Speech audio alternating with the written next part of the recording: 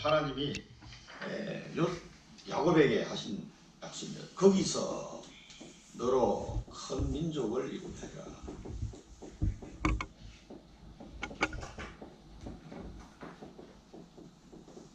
그래서 오늘은 하나님의 말씀에 대해서 잘 좀 봐야 되겠습니다.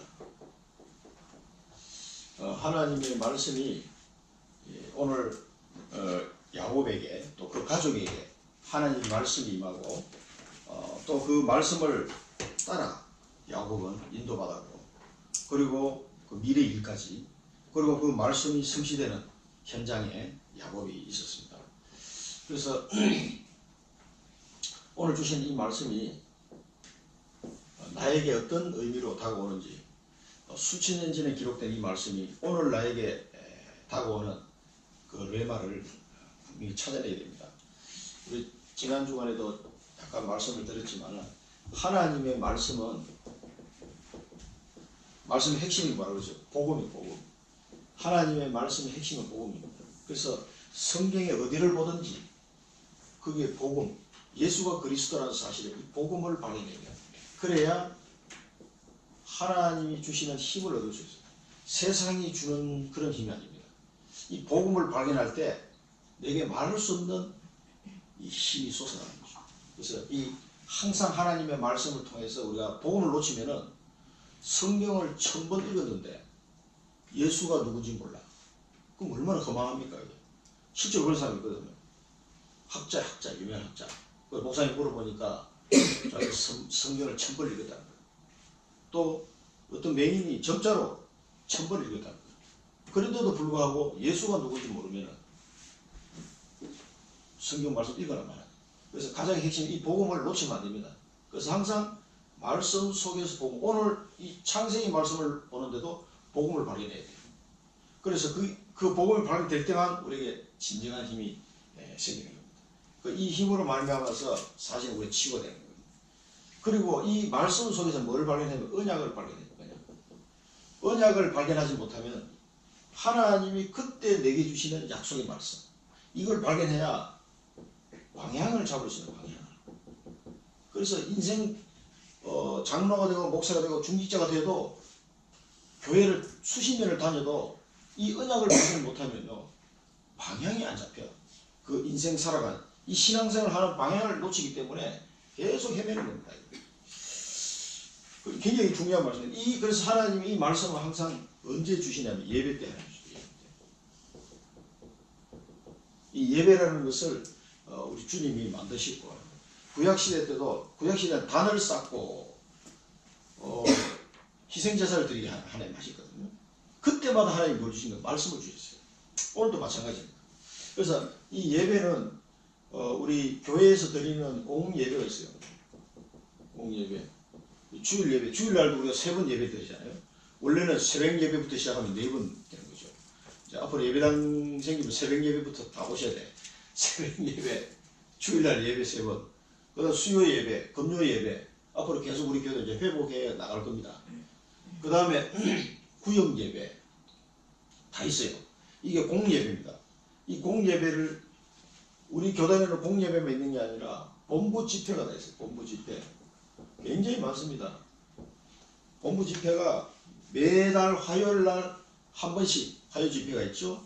또 격월로 1년에 한 6번 정도 세가족 수련회가 있죠. 한 달에 한 번. 매주 화요일날은 12달 한 달에 한 번씩 화요 집회가 있고 또 지역 집중훈련이 한 달에 한 번씩 돌아가면서 지역별로 돌아가면서 다 있습니다. 거기서 말씀 주시죠. 그 다음에 또 2월달에 그 선교사 대회가 있죠. 4월달에 산업인 대회가 있죠. 8월달에 랩런트 대회가 있죠. 계속 대회. 그다음 따로 뭐 우리 청소년 수련회 이런 것 빼고도 전체 모이는 집회가 있고 그 외에 막 각 계층별로 태영아부터 시작해가지고 모든 계층별로 모임이 훈련이 있습니다. 자기가 가야 될 거 찾아서 가면 돼. 그래서 그리고 또 개인적으로 훈련 받을 수 있도록 1차 합숙훈련, 팀 합숙훈련, 70인 1차 합숙훈련, 전문별 합숙훈련, 전도 합숙훈련, 합숙훈련에도 5가지 있습니다. 저는 그거 다 받았습니다. 그리고 요즘 이제 집중 전도신학원, 집중 선교사 훈련 다 했습니다. 그 2년짜리입니다, 둘 다. 엄청 많죠? 이런 걸 통해서 계속 예배 드립니다. 말씀 받는 거. 이게 뭐 하려면 말씀 받는 거. 그러니까 말씀의 훈련을 계속 시킬 수 있는 이 시스템이 갖춰져 있어요. 그래서 이제 내가 내 시간표에 맞춰서 가야 될 때를 골라서 가시면 돼요. 이런 걸 하나씩 하죠. 옛날에는 한번 보십시오. 어쩌다가 한번 아브라함이나 이삭이나 야곱 어쩌다 한번 단을 쌓고 하나님의 피제서 드릴 때 그때 하나님 말씀 한 번씩 주셔요. 어쩌다 한 번씩. 이건 지금 말씀을 하나님이 이 예배는 제도를 만들어 가지고 계속 말씀 하나님이 주시려고 성경 말씀까지 만들어 주셨지. 예배를 통해서 또 목사님들 세워서 계속 말씀을 주시는 거는 나를 위해서 주는 거예요. 나를 위해서. 이 시스템을 다 만들어 놨단 말이에요.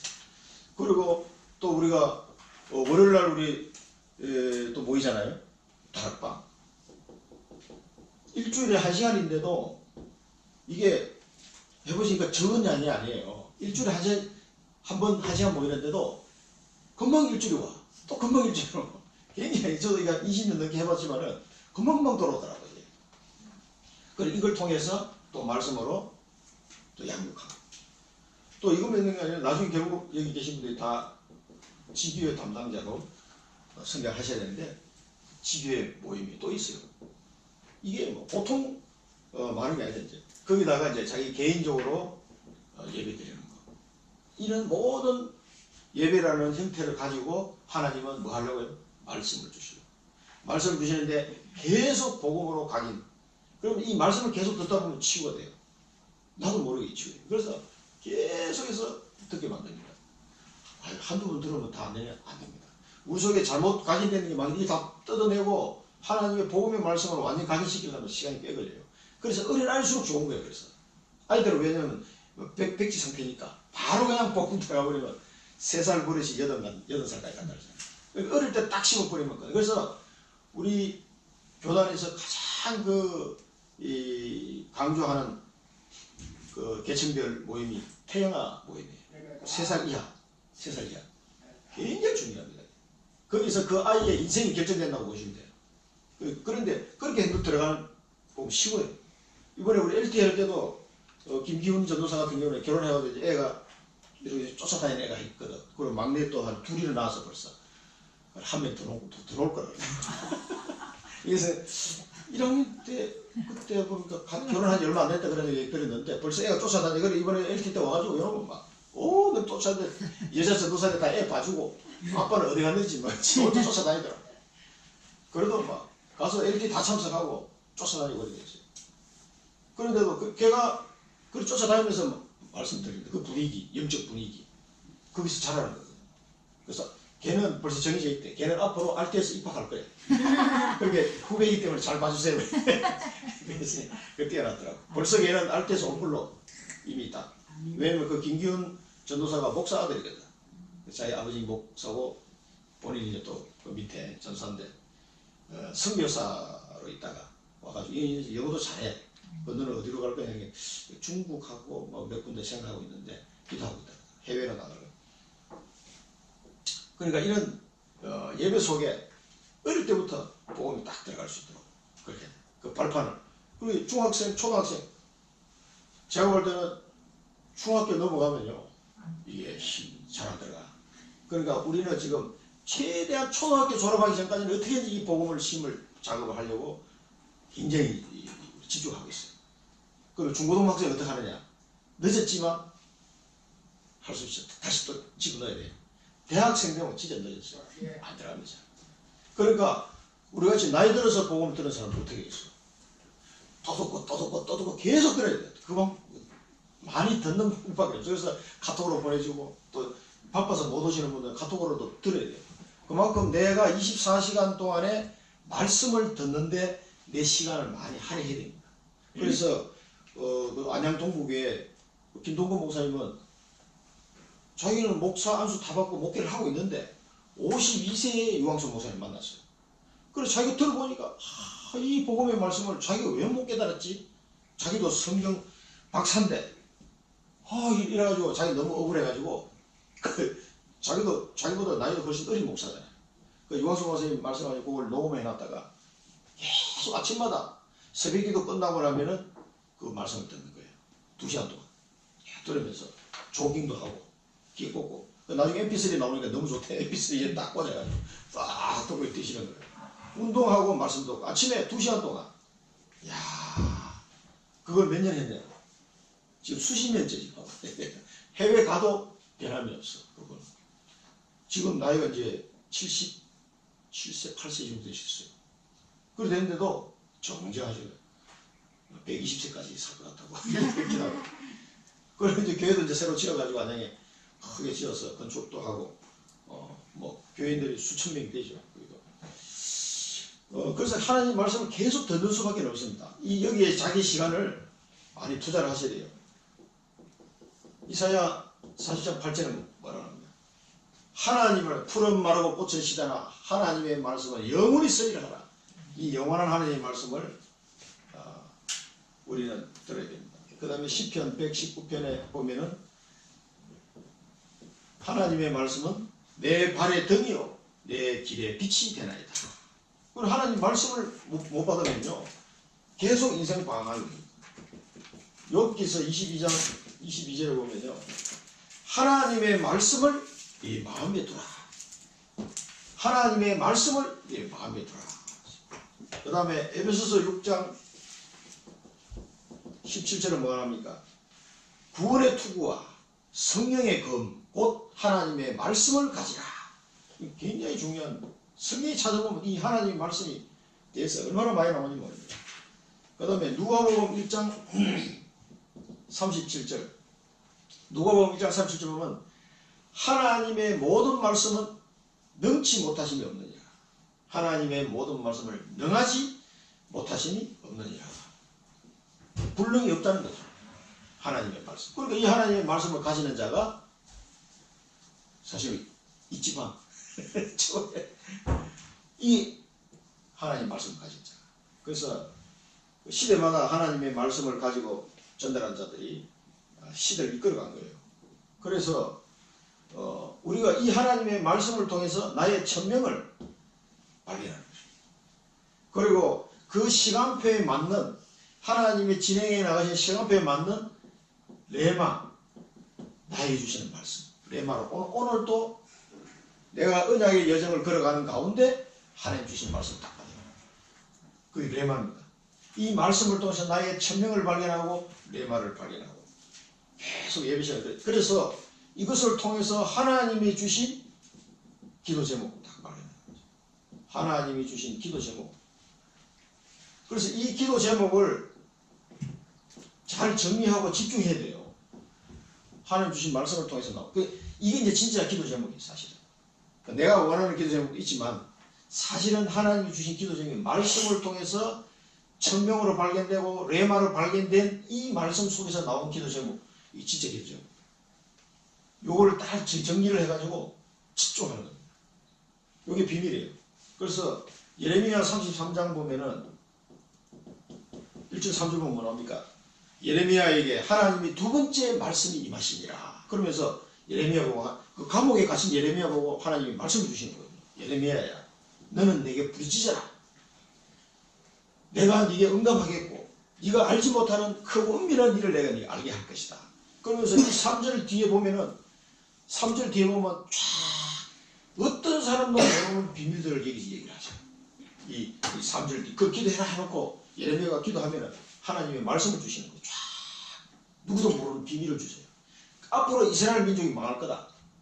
그러나 70년 만에 내가 다시 회복할 것이며 이 나라를 통해서는 땅끝까지 열방이 복을 받도록 이런 내용들이요. 쫙 누구도 알 수 없는 어떻게 70년 뒤에 일어날 일을 알겠습니까? 이런 일이 말씀을 주시는 거예요. 그러니까 하나님의 말씀을 가진 자가 사실은 주도적인 역할을 하는 사람이에요. 그래서 이 예레미야 말씀을 통해서 누가 이 말씀을 듣습니까? 다니엘이 말씀을 듣습니다. 어린 다니엘이 잡혀가면서 예레미야를 통해서 들은 이 하나님의 말씀을 딱 나의 천명으로 붙잡고 가는 거예요. 그리고 그 다니엘을 통해서 그 바벨론, 메대, 파사 모든 왕들에게 복음을 전하는 다니엘을 통해서. 그리고 다니엘을 통해서 70년 만에 진짜 그 약속대로 이 말씀이 성취되는 그런 일들이 벌어지는 거죠. 앞으로 70년 미래를 안다고 생각했어요. 그러니까 점칠 필요 없는 거예요. 하나님 말씀을 딱 붙잡는 사람은. 이게 오늘 또 본문에 보면 다 나옵니다. 그게. 하나님은 말씀을 미리 주세요. 우리 일어날 일을. 그리고 그 말씀을 붙잡고 기도하는 자에게 성취시킨단 말이에요. 이게 이제 신기한 말씀. 하나님 말씀은 영원히 서리하라. 푸른 마르고 꽃이 지다. 우리 인생이, 너희들의 인생은 풀이고 꽃이다. 언제나 말 없으신다. 다 죽는다 이거지. 그러나 하나님의 말씀은 영원히 설 것이다. 그래서 우리 성경에 보면은 여호와께서 말씀하시니라. 여호와가 이르시되 계속 나옵니다. 그래 이 말을 돌에다 기록해라. 돌에다 새겨라. 말을 달려가면서 볼 수 있게끔 이렇게까지 말씀합니다. 그래서 하나님 말씀을 받는 게 굉장히 중요해요. 근데 하나님의 말씀을 듣는데 내가 시간을 투자를 안 하면 이게 치유도 안 되고 성장도 안 돼요. 영의 양식은 말씀인데 말씀을 듣는데 집중하지 않으면 본인이 굉장히 손해봅니다. 이렇게 많은 이 시스템이 하나님 갖춰놨는데 이게 왜 갖춰놨냐? 나를 위해서 갖춰놓은 거예요. 유목사를 위해서 갖춰놓은 게 아니라니까. 그분은 심부름하는 거고 하나님 심부름 열심히 하시는 거 목사님들은 열심히 심부름. 그럼 많은 성도들이 그것을 활용해서 하나님 말씀 받으라는 거죠. 성도들을 위해서 하나님이 시스템을 만들어 보죠. 사람이 만든 게 아닙니다.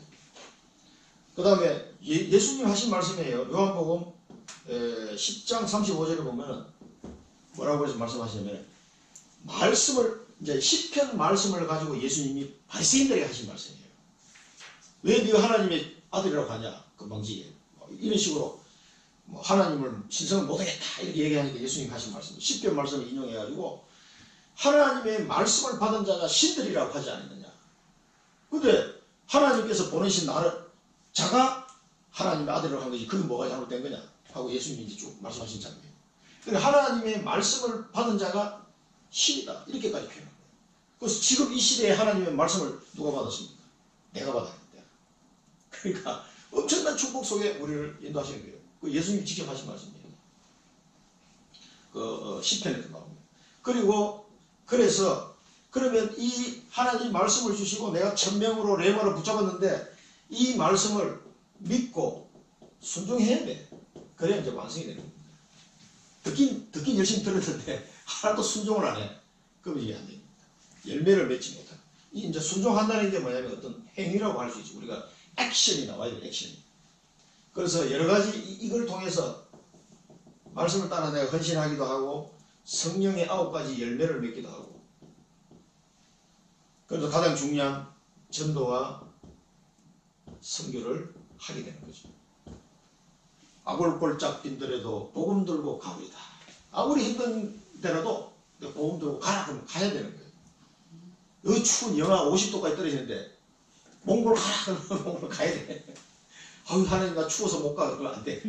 가야 돼. 선교하러 가야 돼. 우리 강승 교사님 영하 52도인데도 막 몽골에 복음 전하러 가시잖아요. 심장이 멎을 듯한 그런 추운 강추위 속에서도 갑자기 호흡이 안 되더랍니다. 왜 이게 히터가 고장이 났어. 추운데 한참 막 강의하고 있는데 아이고 호흡이 왜 이렇게 바쁘지? 나이가 나고 봤더니 그래가지고 온도가 막 주주주 떨어진다. 실내 온도. 그러니까 이런 속에서도 아골골짝 빈들에도 복음 들고 가야 돼. 이 전도와 선교 너희는 가서 모든 민족을 제자 삼는데 안 가. 그러면은 안 믿는 거예요. 순종을 안 하는 건 안 믿는 거예요. 그래서 성경에 보면은 야고보서 2장 26절에 보면은 뭐가 나오죠? 행함이 없는 믿음은 죽은 것이다. 영혼이 없는 육신이 죽은 것처럼 행함이 없는 믿음은 죽은 것이다. 이제 이런 행함을 말하는 겁니다. 이런 행함. 이 외에도 여러 가지 있죠. 우리가 악습을 끊는다든가 여러 가지 내 성격을 고친다든가 여러 가지 행함이 있습니다. 행함이 없는 믿음은 죽은 겁니다. 이 야고보에서 아주 강하게. 루터는 야고보서를 성경에 이게 왜 들어갔지라고 이야기하는 사람이 루터예요. 그러나 켈빈은 아니죠.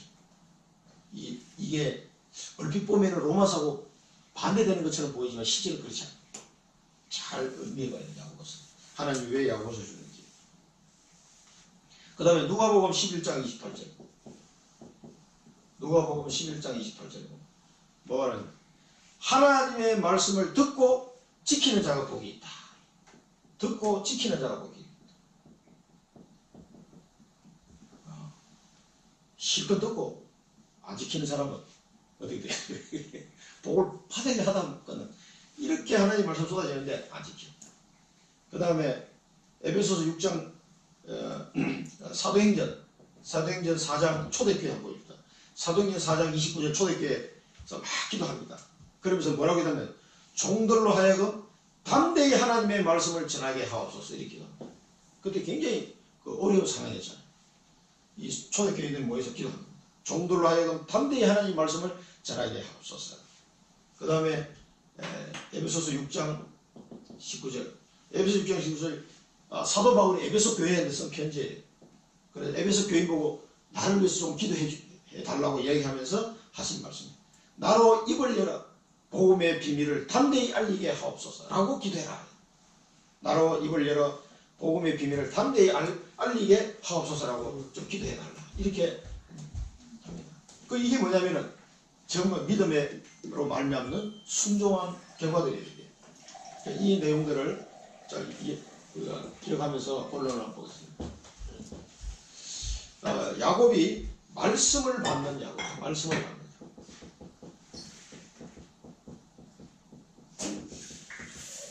46장 1절에서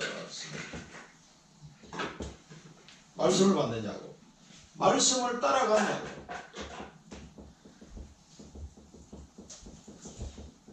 그래서 우리는 말씀을 따라가야 돼요. 말씀을 5절부터 28절까지. 그 다음에 말씀 성취를 보는 야곱.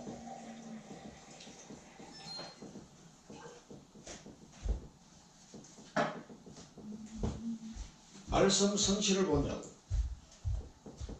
46장 29절 30절. 하나님은 말씀을 그냥 주시는 게 아니고 반드시 성취시킵니다.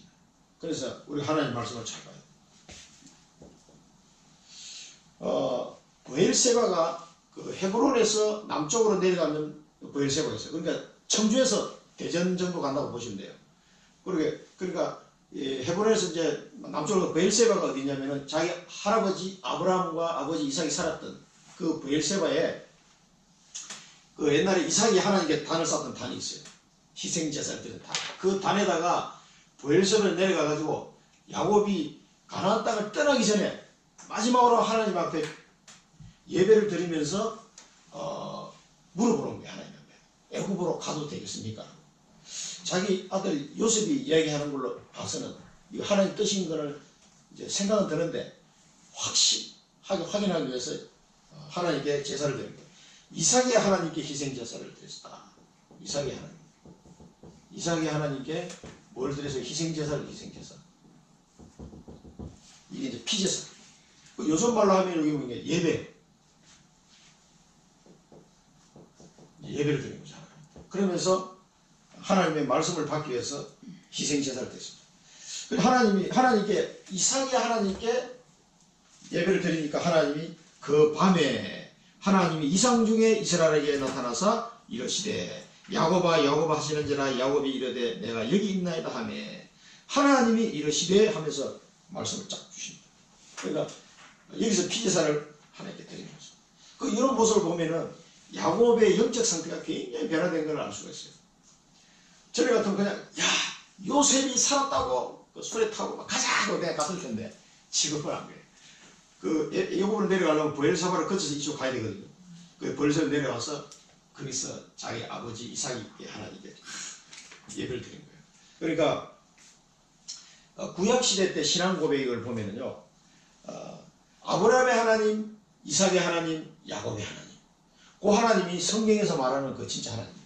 아브라함의 하나님, 이삭의 하나님, 야곱. 이 당시는 다른 게 없으니까 그렇게 구약시대 때 이스라엘 백성들에게 계속 반복해서 이야기합니다. 모세 때도 마찬가지입니다. 나는 너희 조상 아브라함의 하나님이요 이삭의 하나님, 야곱의 하나님인 여호와다. 이렇게 말씀하시잖아요. 그래서 신앙 고백이에요. 이삭의 하나님께 있을 때는 성경에서 말씀하신 바로 그 하나님. 아브라함의 하나님, 이삭의 하나님, 야곱의 하나님. 지금은 뭐라고 그랬습니까? 지금은 뭐라고 그랬어요? 그리고 바울의 행동을 보면은 주 예수 그리스도의 하나님. 주 예수 그리스도의 하나님.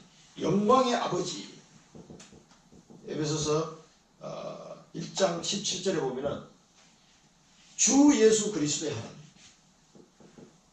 주 예수 그리스도의 하나님, 영광의 아버지 이렇게 표현하죠. 에베소 1장 17절. 그 다음에 고린도 후서 1장 3절에도 보면은 주 예수 그리스도의 하나님 하면서 자비의 아버지께 이렇게 주 예수 그리스도 하나님. 그러니까 이 구약시대 때 아브라함에게 약속하시고 이삭에게 약속하시고 야곱에게 약속했던 그 모든 약속을 그리스도 십자가에서 다 해버리기 때문에 이제는 주 예수 그리스도 하나님. 그래서 우리가 얘기할 때 성경에서 말씀하신 그 하나님 누구냐? 주 예수 그리스도의 하나님. 그러니까 안상홍의 하나님이 아니고 이만희의 하나님이 아니고 문선명의 하나님이 아니고 주 예수 그리스도의 하나님. 이분이 진짜 하나님이에요. 마호메트의 하나님이 아니란 말이에요. 다 거짓말이에요. 석가모니 하나님 아닙니다. 이 세상에 그 어떤 선지자 이름을 뒤에다 하나님이라고 갖다 붙여도 그거는 하나님이 아니에요. 성경에서 말씀하시는 하나님 아니라는 거예요. 주 예수 그리스도의 하나님. 그래서 우리가 사도신경에도 예수 그리스도께서 동정녀를 통해서 탄생하실 것과 십자가에 지신 것과 부활하신 것에 대해서 신앙 고백한 신앙 우리가 사도신경 할 때도 주 예수 그리스도 하나님입니다. 이게 이제 우리 신앙 고백의 핵심이 되었고, 그러면서 하나님이 말씀을 주십니다. 애굽으로 가는 것을 두려워하지 말라. 왜 이런 말씀을 하셨을까요? 거기서 큰 민족을 이루게 하겠다. 애굽에서 큰 민족을 이루게 하겠다. 그러면서 내가 너와 함께 하겠다 이렇게 말씀하셨어요. 애굽에 가는 걸 두려워하지 말라는 말은 아브라함이 실수를 한 적이 있어요.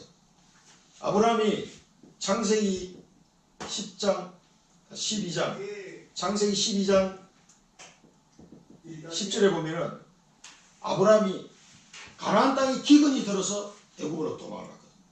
그래서 실수한 거예요. 하나님 가지 말라 그랬는데 갔다. 이래가지고 자기 할아버지가 안 해도 될 엄청 고생을 한 거지. 이거를 야곱은 잘 알고 있단 말이에요. 그러니까 지금도 기근이 들어서 또 애굽으로 가는 입장이거든요. 그러니까 이게 진짜 맞는 거야? 하고 이제 확인을 한 거였죠. 그러니까 하나님이 애굽으로 가는 걸 두려워하지 말아요. 이제는 애굽으로 가야 될 시간이에요. 그때는 애굽으로 가면 안 되는 시간이에요. 그래서 두려워하지 말라고 하나님 말씀하신 거예요. 그 다음에 자기 아버지 이삭도 실수를 했어요. 창세기 26장 2절에 보면은 애굽으로 가려고 폼 잡다 하나님이 꿈에 나타나가지고 애굽으로 절대 내려가지 말라. 그래가지고 미수에 그치지. 이때는 미수에 그쳤는데 자기 할아버지와 아버지가 실수한 걸 야곱이 알기 때문에 하나님이 확인한 거예요. 그래서 하나님이 애굽으로 가는 걸 두려워하지 말라. 내가 너로 큰 민족을 거기서 이루도록 하겠다. 그리고 내가 너와 함께 하겠다. 너와 함께 하겠다는 말은 뭡니까? 베델에서 받았던 그 언약. 창세기 28장 15절에 내가 네게 허락한 모든 것을 다 이루기까지 내가 너를 떠나지 아니할 것이다.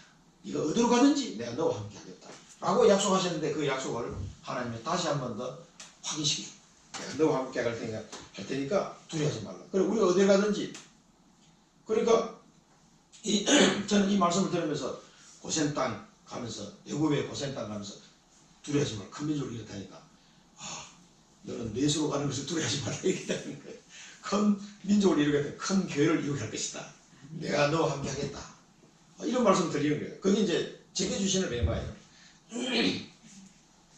그리고 세 번째는 뭐라고 말씀하시냐면 반드시 너를 인도할 것이다. 반드시. 하나님 인도하시니까 걱정할 거 없잖아요. 반드시 너를 인도하고 다시 올라올 것이다. 다시 올라올 것이다. 아니 다시 올라오려면 가나안 땅, 이제 다시 올라오면 가나안 땅을 얘기해요. 가나안 땅을 다시 올라올 것입니다. 가나안 땅. 가나안으로 다시 올라올 것을 하나님이 앞으로 400년 뒤에 일어날 일 안에 다시 올라올 것입니다. 가나안 땅으로. 그리고 요셉이 네 눈을 감게 할 것이다. 이제 자기 아들 요셉이 야곱의 인종을 보게 할 것이라. 이 미래에 대해서 하나님이 다 이렇게 말씀 주십니다. 그리고 여기는 확신. 하나님이 확신을 주시고. 그러니까 우리가 예배를 통해서 하나님 말씀을 받으면 내 마음에 확신이 들고 내 미래에 대한 답을 하나님이 다 주십니다. 이걸 꼭 기억하셔야 됩니다. 그래서 이 너를 인도해서 다시 올라오겠습니다. 이 이스라엘이라는 이름이 이스라엘이 야곱의 개인적인 이름이기도 하지만 야곱이 이스라엘 민족의 이름이기도 하죠. 그래서 이제는 가족이 민족이 되는 이 축복 속으로 들어가야 됩니다. 그리고 우리가 여기서 붙잡아야 될 언약이 항상 무엇을 하기 전에 먼저 약속의 말씀을 잡아야 됩니다. 무엇을 하기 전에 하나님이 어떻게 말씀하시나 이걸 우리는 받아야 됩니다. 약속의 말씀을 받아야 된다. 그러면은 이게 전부 다 예배를 통해서 다 하나님이 개인 예배를 포함해가지고 이런 예배를 통해서 하나님 주신 약속의 말씀을 받아야 된다. 그러면은 모든 것이 다 끝나는 겁니다. 그리고 이 말씀을 야곱은 말씀을 따라갔습니다.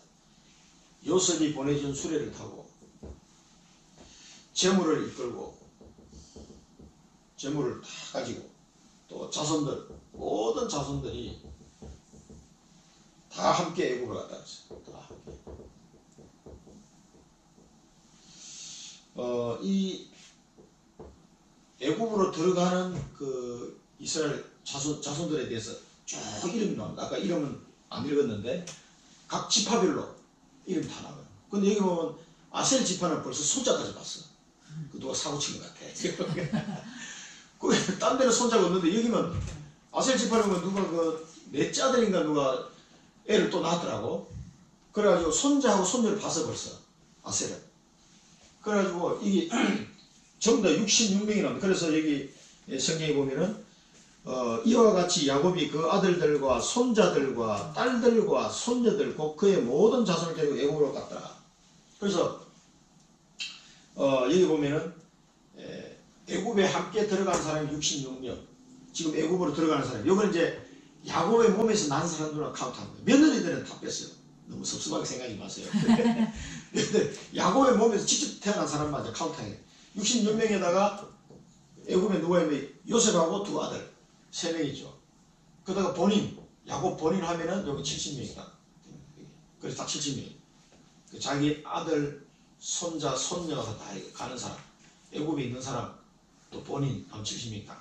그래서 70명이 왜 이렇게 하나님이 이런 굳이 70명 이렇게 다 이야기하시느냐 이유가 있습니다. 이렇게 가가지고 나중에 출애굽할 때 보면은요, 출애굽할 때 400년 뒤에 인원이 몇 명이 됐냐? 출애굽할 때 보면은 민수기 1장 46절에 보면은 전쟁을 치를 수 있는 20세 이상 남자 이렇게 나옵니다. 전쟁을 치를 수 있는 남자 20세 이상 이상만 해가 얼마냐면은 60만 3,550명 60만 3,550명. 그러면요, 전쟁을 할 수 있는 남자 20세 이상이니까 20세 넘어도 해서 다리가 불구라든가 몸이 아프다든가 이래가지고 전쟁을 못 치르는 사람도 있을 거 아니에요. 그러니까 대충 이때 보면은 학자들은 최소한 한 300만, 이게 여자들하고 애들하고 이렇게 합치면 또 할아버지들 늙어서 못 가시는 분들이 합치면은 300만에서 600만 정도. 그리고 어떻게 많이 보시는 분 한 1000만 정도 됐을 거다. 왜냐면은 요즘이야 4인 가족이라고 하지만 옛날에는 4인 가족이 아니잖아요. 여러 명 나와버리니까 이게 한 1000만까지도 많게는 보는 사람도 있어요. 그러니까 최소한 한 300만에서 600만 정도. 그리고 70명이 들어가가지고 여기 며느리들하고 다 합쳐봐야 한 85명 정도 된단 말이에요. 85명이 돼가지고 300만에서 600만이 돼요. 고생 땅에서. 엄청나네. 그래서 민수기에 한 명씩 카운트합니다. 어떻게 이렇게 세세히 카운트했는지 모르겠어. 각 지파별로 카운트해가지고 보고 하면 다 찍게 해가지고 나옵니다. 그래서 이는 하나님의 백성을 일일이 하나님이 이렇게 카운트하는 걸 보면서 저는 그런 은혜가 되더라고요. 우리가 창세전에 택한 하나님의 자녀잖아요. 하나님의 자녀는 이 언약의 백성은 한 명이다. 한 명 하나님이 부르시는 거다. 지금 그런 은혜가 돼요. 이렇게 많은 사람들 하나님 한 명 대충 이렇게 하는 게 아니라 한 명 한 명이 그렇게 귀한 거예요. 하나님의 자녀. 하나님 언약의 백성은 하나님이 이렇게 한 명 한 명 카운트 해가지고 인도해 가십니다. 그 수백만 명이 먹고 살려면 광야에 얼마나 많은 식량이 필요했겠어요. 만나, 메추라기 그런 걸 다 키웠거든요. 옷도 헤어지지 않도록 40년 동안. 그렇게 하나님이 구름기둥, 불기둥으로 인도하시거든요. 그러니까 지금 이 가운데 착하게 정합니다 하는 이유가 어디 있어요? 70명이 갔다. 근데 이렇게 나왔다 하는 보여주시죠. 이게 이제 400년 뒤에 성취된 거예요. 큰 민족을 이루겠다 하는 말씀이 이때 민수기에 보면 다 성취돼요. 그리고 세 번째는 뭐냐면 고센 땅에 이르렀다. 다 고센 땅에 유다를 미리 앞서 보내가지고 이제 고센 땅에 이제 길잡이하고 이 나일강이고 요 지중해거든요. 요렇게 되죠. 여기가 가나안 땅이에요. 여기 가나안 땅, 여기가 이집트. 그리고 이 고센 땅이 나일강 삼각 쪽 이게 뭐 세계 4대 문명 발산지라고 그러는데 이 비옥한 땅에서 나일강 삼각 쪽. 그 고센 땅이 동쪽에 있어요. 동쪽 끝에. 이게 고센 땅이에요. 그러니까 출애굽하기도 좋아. 이때 들어갔다 나오는데. 그러니까 하나님이 고센 땅을 준비하는. 만약 여기 서쪽 끝에 있으면 나올 때 굉장히 어려웠을 거예요. 그런데 여기 동쪽 끝에 해가지고 여기 고센 땅. 그러니까 금방 여기 나올 수 있도록. 그러니까 이 수백만 명이 먹고 살 수 있는 땅이라 해야 돼요. 그러니까 굉장히 광활한 땅인데 여기는 농사보다는 목초지가 많은 양치기 좋은 땅. 이런 땅을 하나님이 준비해 가십니다. 보내십니다. 우리가 붙잡아야 될 미션은 말씀 성취의 흐름을 따라갈까. 말씀 성취의 흐름. 그래서 말씀이 어떻게 지금 성취되어 가는지 이 말씀 성취 흐름을 따라가야 됩니다. 그래서 우리가 갈보리산 언약, 감람산 언약, 마가다락방 언약 이 언약을 가지고 지금 이 시대에 하나님이 어떻게 말씀을 성취해 가시는지를 잘 보고 따라가야 돼요. 그럼 우리 교회에 하나님이 어떻게 말씀을 성취해 가려고 하시는지를 잘 보고 따라가야 돼요. 말씀 성취 흐름을. 그래서 우리가 본부 메시지, 강단 메시지, 기도 수첩, 또 성경 읽기 그런 거 묵상하고 또 확인하고 또 확인하고 계속 수요일날 말씀 새로 딱 정리하잖아요. 그리고 다 보내드리죠. 기도 제목 적은 거 주간기도 다 이거 한번 보세요. 주간기도도 다 산업선교, 핵심, 위성일부, 2부 강단 그걸 다 정리해서 다 보내드리고 기도 수첩에 매일매일 또 적어서 다시 또 확인하고 그래서 계속해서 말씀을 확인하면서 말씀 성취 흐름이 어떻게 흘러가고 있는지를 내가 잘 따라가기 위해서 그렇게 하는 거예요. 그래서 말씀을 잘 정리하고 집중해야 될 이유가 여기 있는 거예요. 아, 우리 교회는 하나님이 지금 전 세계 이 복음 운동이 어떻게 흘러가고 있고 지금 굉장히 많이 이 선교사들 가는데요. 많은 분들이 열리고 있어요. 지금 5,000원 목사님들 저 인도네시아 구조 가는데 거기에 어떤 섬에 다 기독교예요. 섬에. 근데 복음을 하나는 몰라. 이 큰 강대상에는 성경책 큰 거 펴놨어. 그건 아무도 읽지도 않아요. 그냥 포함으로 해놓은 거야. 장식용.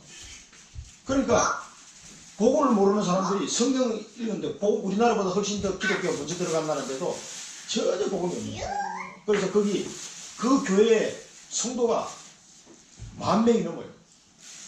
근데 복음 하나도 몰라. 그 담임 목사님이 5,000원 목사님 꼭 또 오셔야 된다고 그랬더니 가시잖아요.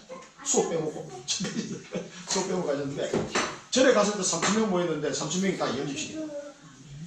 예수가 그리스도라는 걸 몰라가지고 얼마나 간절히 늘 듣던 얘기인데 그 사람들은 100년이 넘도록 그 얘기를 못 들어.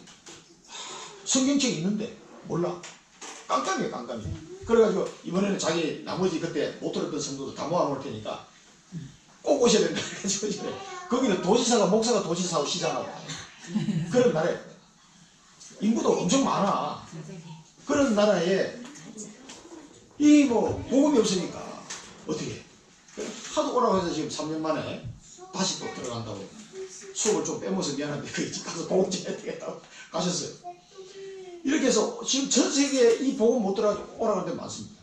지금 그래서 전 세계에 우리 RTS 학교를 세워가지고 현지인들 선교사를 세우려고 지금 하고 있는데 계속 지금 꽤 많이 세워졌어요.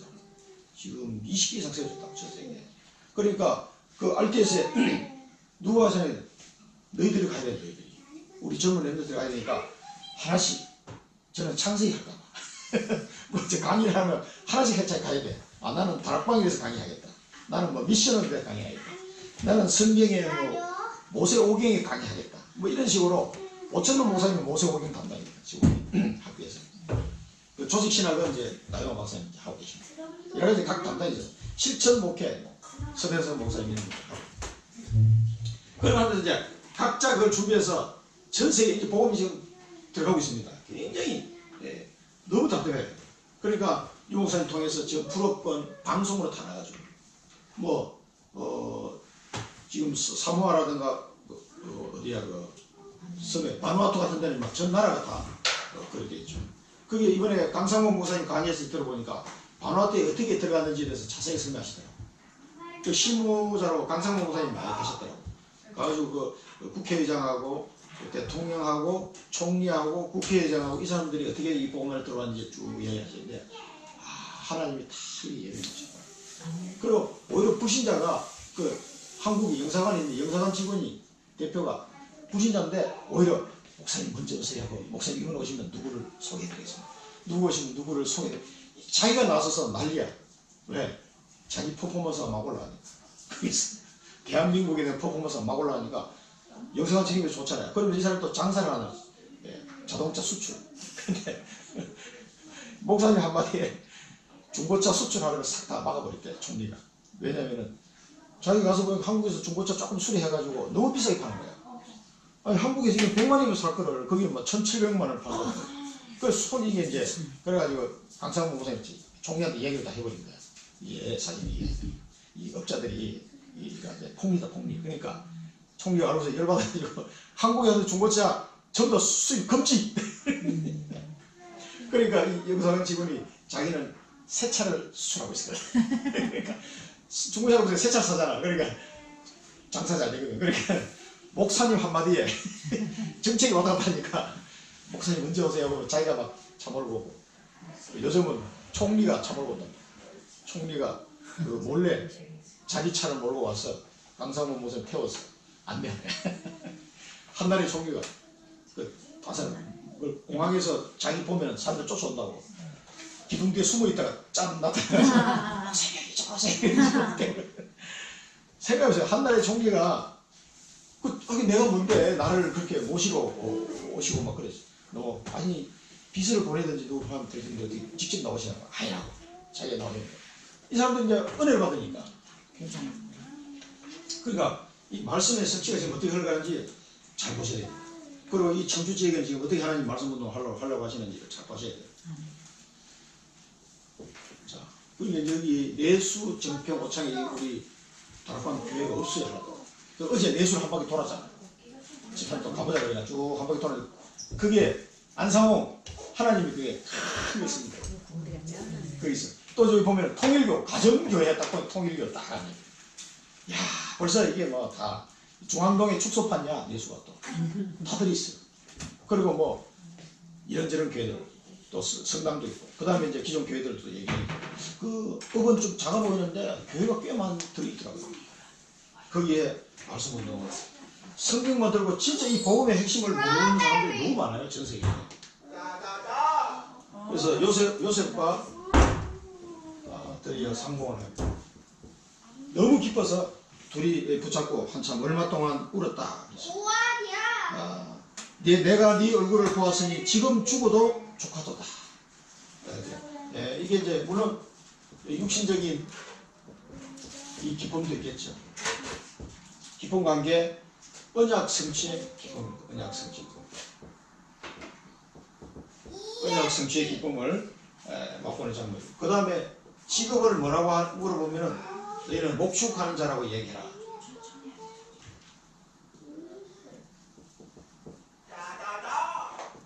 이 목축하는 자. 이 목축하는 자는 애굽에는 이 목축하는 사람들이 가정이 여기는 직업이라서. 그러니까 우리나라도 옛날에 보면 양반이 있고 그 밑에 이제 농사 짓는 사람이 이제 촉을 치웠죠. 그 다음에 이제 상인들 장사하는 사람. 그 다음에 이 공업하는 기술자들은 저 핫발이고. 그 다음에 백정은 완전 천민이고. 이 나라마다 문화가 다 있어요. 일본은 뭐 사무라이가 양반이에요. 사무라이 밑에 각 성마다 뭐가 있으면 기술자가 있어요. 각 지역마다 만드는 어떤 사람은 뭐 묵을 잘 만드는 그런 기술자. 또 뭐 칼 잘 만드는 칼 만드는 기술자. 도자기 작업은 도자기 기술자를 우대했어요. 일본. 그래가지고 그 사무라이 밑에 전쟁이 끝나고 난 뒤에 그 사무라이들이 그 기술자를 데리고 자기 지역 특산품을 만들어가지고 배에다 싣고 어디로 가냐 하면은 저기로 가는 거예요. 오사카. 그리고 오사카 항구에 전부 다 모였다 그러더라. 그래서 물물교환하고 이제 전쟁이 끝이니까 사무라이가 칼 들고 할 일이 없는 거예요. 그러니까 이제 먹고 살아야 되니까 자기 성에 현에 기술자들을 만들게 해가지고 그 특산품을 수송하는데 보호자 역할을 하는 거예요. 이제 깡패들 나타나면 안 되니까 사무라이들 다 데려가는 거예요. 그러니까 돈을 자기가 벌 수 있는 게 아니잖아요. 이제 전쟁만은 필요하지만 전쟁이 없어지니까 이제 그 우리나라 양반이 일본은 사무라이겠다. 그러니까 근데 일본은 기술자를 우대했다. 그러니까 뭐 우동을 만들든지 뭘 하든지 기술자가 해서 발전되는데 우리나라는 이게 이 상인이나 이 기술자들을 천대시했다고. 농사 짓는 사람만 우대하고 이러다 보니까 나를 발전 못했는데 여기도 마찬가지입니다. 여기도 농사 짓는 사람이 외국에는 우대를 받고 이 목축하는 사람은 좀 천대받는 이런 시절이에요. 그러니까 그런데 이 히브리 민족에는 목축업을 왜 이렇게 하나님 하게 했어요? 피제사고 하는데 피제에 들어가면 수많은 이 양을 잡고 소를 잡고 해야 되기 때문에 농사 짓는 사람 소 잡으려면 큰일 나면 전재산이 전재산. 이게 쉽지 않아요. 그래서 이 목축하는 법을 주신 게 아벨이 양치는 자예요. 가인은 농사 짓는 자였어. 이런 거 보면은 하나님이 피제사를 쭉 이어가게 하기 위해서는 히브리 민족에게 목축업을 주신 거예요. 그래서 이 사람들은 굉장히 목축업을 주도하는 그런 민족이었죠. 그래서 이 목축업을 해가지고 그러면은 이제 요셉이 딱 계산을 딱 때린 거죠. 그러면 바로왕이 고센 땅을 줄 수밖에 없겠다 생각. 거기는 농사는 안 되고 목초지니까. 그래서 고센 땅을 얻게 될 것이다. 이걸 이제 살게 될 것이다. 이렇게 얘기를 합니다. 그래서 여기서 비전은 우리가 붙잡은 비전은 뭐냐? 말씀을 언약을 붙잡고 하나님의 말씀을 언약으로 붙잡고 순종해야 되는 순종. 믿음으로 순종할 때 반드시 성취의 응답을 보게 된다. 성취.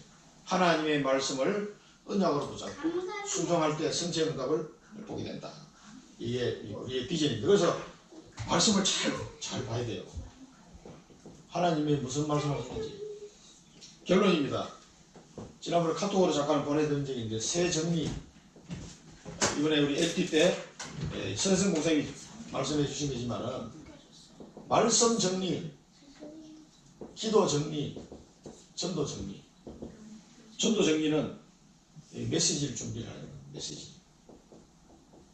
내가 저 사람한테 어떻게 복음을 전할까? 나름대로 정리를 하시고. 말씀 정리는 이 본부부터 시작해주고 본부 강단, 기도 수첩 많습니다. 그 다음에 평생 우리 62가지 전도자의 삶에 대한 것들을 이야기해 주실 거예요. 이런 것들을 잘 정리를 하셔야 돼요. 여기에 정리가 되면은 기도 정리가 됩니다. 묵상하시고 암송도 하시고 확인도 하고 답도 얻고 다시 전도 정리. 그 다음에 두 번째는 세 가지 집중. 말씀 집중, 기도 집중, 전도 집중.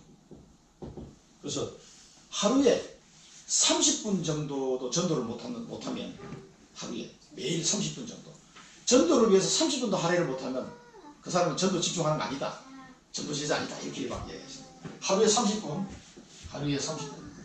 최소한 전도를 위해서 30분 시간을 내시고 말씀 하루에 30분 읽어야 되지 않겠습니까? 하루에 30분 말씀 집중하시고 기도 집중 하루에 한 30분 기도 집중하시고 전도 집중 30분 1시간 30분 이 정도는 최소한 집중을 해야 돼.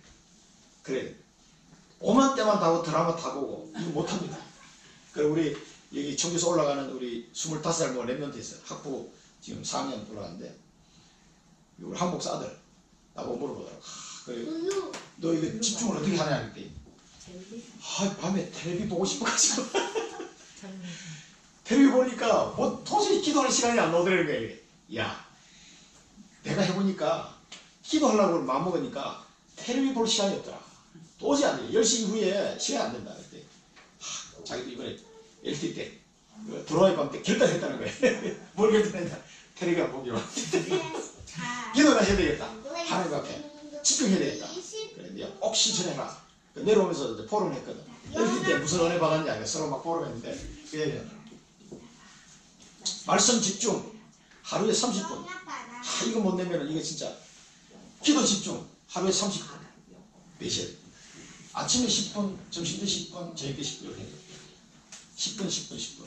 그 다음에 전도 30분. 요 전도는 교회 시스템에 나오는 건 내가 다락방 가서 복음전에 이런 거 말고 개인적으로 따로 얘기합니다. 이렇게 30분은 투자입니다. 그 다음에 3포럼. 말씀 포럼, 기도 포럼, 전도 포럼. 포럼을 통해서 확인되고 확증이 됩니다. 그래서 우리가 말씀 포럼하고 수요일날 요즘 목요일날 들고 있습니다. 그때는 전도 포럼을 합니다만은 이 포럼을 통해서 또 확인되는 것들이 많이 있습니다. 그래서 이 말씀이 서론에서 말씀드린 것처럼 말씀 이게 중요한 게 맞다면은 이거 시도해야 됩니다. 정리하고 집중하고 포럼해야 됩니다. 이렇게 해야 우리 각인이 바뀌어요. 각인이 바뀌고 각인 뿌리 체질로 바뀌게 됩니다. 기도하고 마치겠습니다. 살아계신 하나님 아버지, 오늘 또 야곱과 요셉을 통해서 하나님 저희들에게 귀한 말씀을 주시니 감사합니다. 거기서 너로 큰 민족을 이루게 할 것이라고 주님 말씀하셨사오니 하나님 앞으로 우리 모든 청주 임마누엘 성도들이 하나님의 말씀에 집중할 수 있도록 하나님 은혜를 더하여 주옵소서. 하나님의 말씀이 언약의 말씀이요 천명의 말씀이요 레마의 말씀으로 붙잡혀서 그 말씀에 붙잡힌 자가 되어서 그 말씀을 믿고 순종하는, 그래서 이 말씀을 현장에서 선포하는 삶을 살아갈 수 있도록 말씀을 잘 정리하고 집중하고 포럼하는 은혜를 저희들에게 허락하여 주옵소서. 저희들이 이것이 온전히 회복될 수 있도록 주님 축복하시고 인도하여 주옵소서. 앞으로 우리 또 교회 예배당이 세워져야 되겠사오니 하나님 내수 지역에 하나님이 원하시는 곳에 참된 복음운동, 전도운동 할 수 있는 교회가 세워질 수 있도록 축복하시고 인도하여 주옵소서. 예수 그리스도 이름으로 기도드립니다. 아멘.